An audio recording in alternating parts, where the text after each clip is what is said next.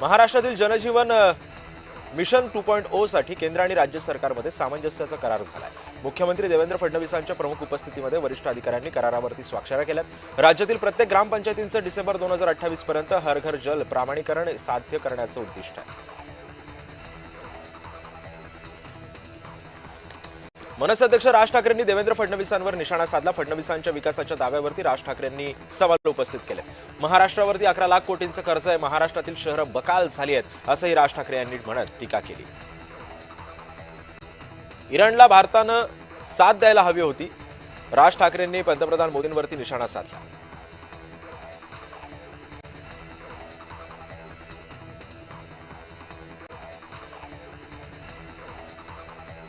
देशाला करमणुकीत गुंतवलं गेलंय, मनसैनिकांना राज ठाकरेंनी दिले आदेश। इंस्टाग्राम बघणं सोडा, राज ठाकरेंनी मनसैनिकांना आदेश दिलाय।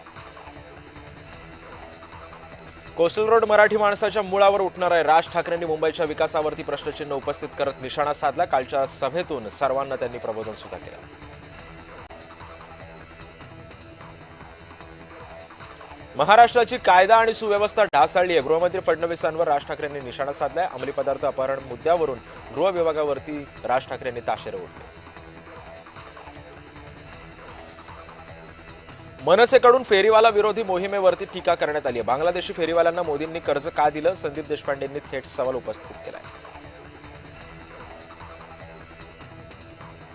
मनसेकडून पत्राचाळ भ्रष्टाचारावरती निशाणा साधण्यात आलाय। म्हाडाकडून पत्राचाळ निर्मितीत भ्रष्टाचार झालाय, मनसे नेते संदीप देशपांडेंनी टीका केली। अजित पवार यांच्या मुंबईतील देवगिरी बंगल्याबाहेर आणि बारामतीतील बंगल्याबाहेर जादूटोण्यातील वस्तू सापडल्या होत्या।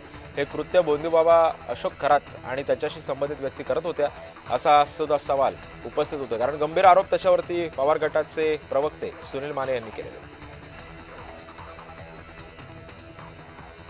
राज्यातील 3,71,00,000 शेतकरी शेतमजुरांना 2 लाखांचा अपघात सानुग्रह निधी दिला जाणार आहे, अशी माहिती सुधीर मुनगंटीवार यांनी दिली आहे।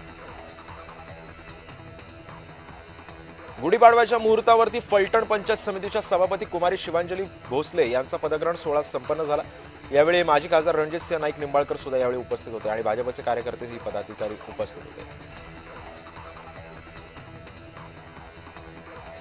जळगावात व्यावसायिक गॅस सिलेंडर बंद असल्यामुळे अनेक उद्योग संकटामध्ये सापडलेले आहेत, मात्र लवकरच यावरती मार्ग निघेल असं केंद्र शासन याबाबत खूप प्रयत्न करते, अशी माहिती गिरीश महाजनांनी दिली।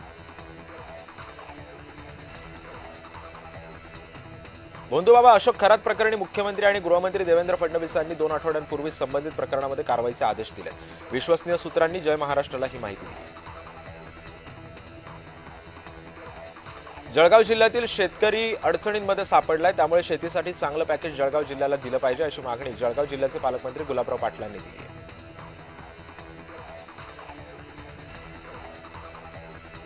खरात यांनी कायद्याच्या बाहेर जाऊ जरा महिला भगिनींना त्रास दिला असेल तर त्यांच्यावरती कठोर कारवाई झाली पाहिजे अशी भूमिका उदय सामंतांनी दिली आहे। आंबा आणि काजू पिकांचं निसर्गामुळे जे नुकसान होतंय ते अधिवेशनापूर्वी नुकसान भरपाई देण्यासाठी आम्ही सज्ज आहोत असंही मंत्री नितेश राणेंनी आश्वासन दिलं।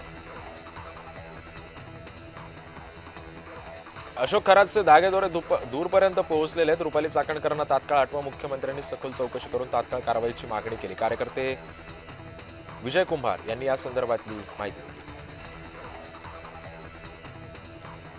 निवडणुकीच्या काळामध्ये मला मोठमोठे नेते संपवायला निघालेत असं विधान आमदार धनंजय मुंडेंनी केलंय। परळीच्या मायबाप जनतेनं महायुतीला भक्कम पाठिंबा दिला होता आणि ऐतिहासिक विजय सुद्धा मिळवून असंही मुंडे म्हणाले।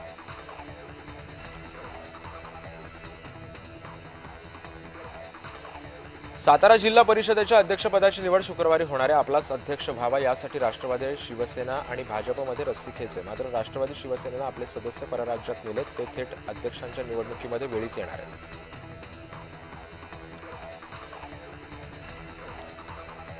बोंदूबाबांवरती कारवाई करण्याबाबत फडणवीस सरकारची कडक भूमिका असल्याचं वक्तव्य भाजपच्या नवनाथ बन यांनी केलंय। महिलांवरती अत्याचार करणाऱ्यांना पाठीशी घालणार नाही असंही बन म्हणाले।